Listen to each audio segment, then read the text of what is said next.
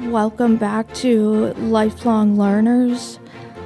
Last time I had talked about my own experiences with autism, sensory overload, and how getting an early diagnosis can help you or someone else get the help and support they need.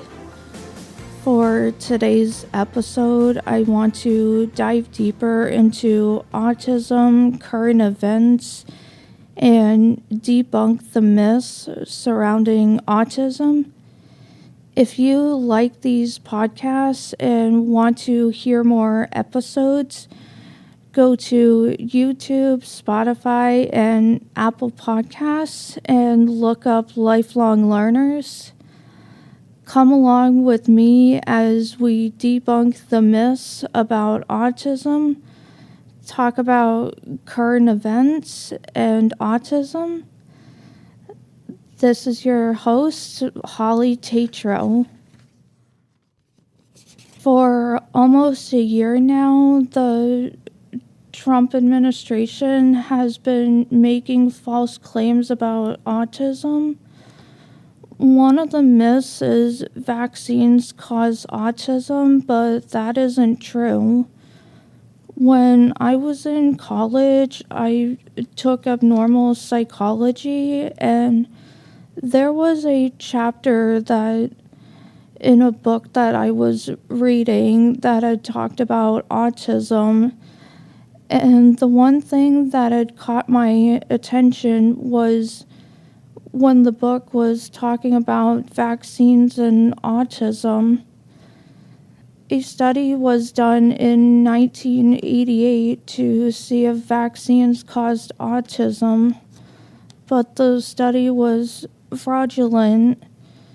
Now, looking at what this administration is saying about vaccines and autism, they are using false and fraudulent information to scare people, especially parents, from getting their children vaccinated. This false information about autism is not only hurting people who have autism, but now people don't know who to trust to get medical advice from. I would say don't listen to our president and RFK Jr. because you won't be getting facts. If you need medical advice, talk to your doctor or any other medical professional. These people can give you the right information. And listen to any concerns you might have about vaccines and autism. For almost a year now, RFK Jr. has been making false claims about autism, and for someone like me who has autism, it's hard for me to listen to someone who doesn't know what autism is or doesn't care to know what it is. Another misconception is that autism ends at 18. Wrong.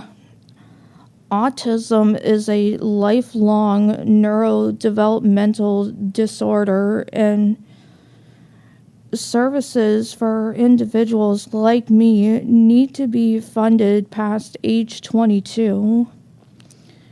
Some services autistic individuals use during adulthood include help with finding employment, managing money, and many other services. The Trump administration wants to make it harder for individuals with disabilities to live in the community, to access medical care, to get a fair and equal education, and thrive in the community. We are living in a time where we have a president who is stripping away rights for individuals with disabilities. Our president thinks that people with disabilities can't contribute to society Well, think again. I have many invisible disabilities, and I don't let that stop me from living my life the way I want to. Having autism can be challenging at times, but other times it helps me to be more creative and be a better advocate for others who don't have a voice or are afraid to speak up. I'm so fed up with our president using disrespectful language not only towards individuals with disability. Our president is using the word retarded towards other people, and this word was used back in the day to describe individuals with intellectual disabilities.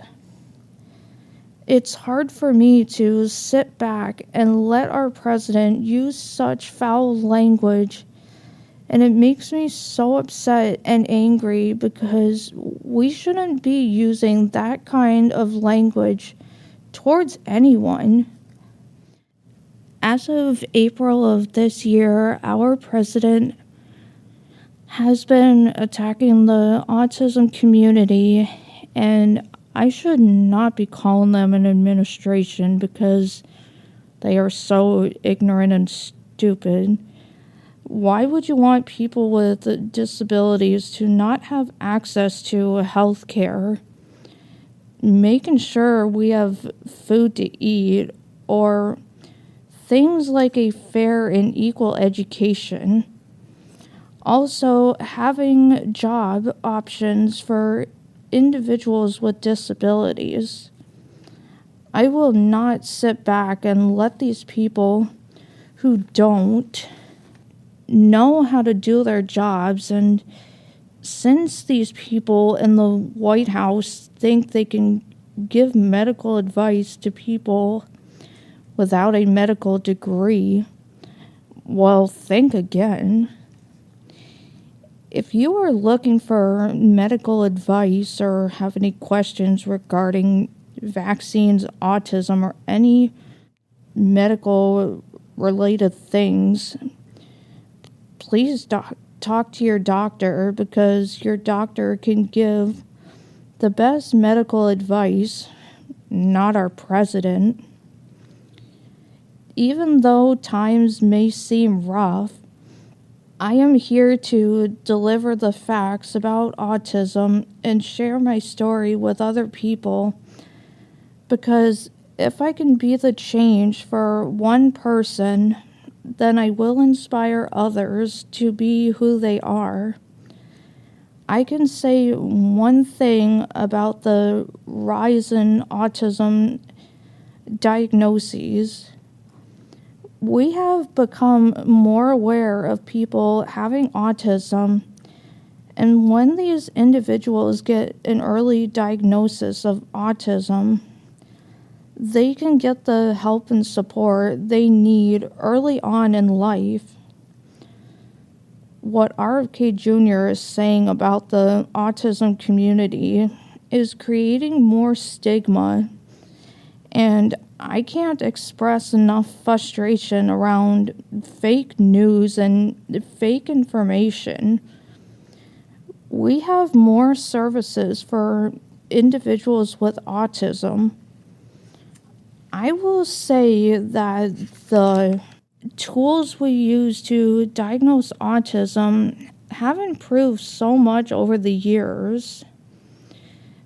We need to have a diagnostic tool that looks for people who mask their symptoms, because many times, especially girls, can be diagnosed with a mental disorder instead of autism, because girls have learned to blend in with their peers.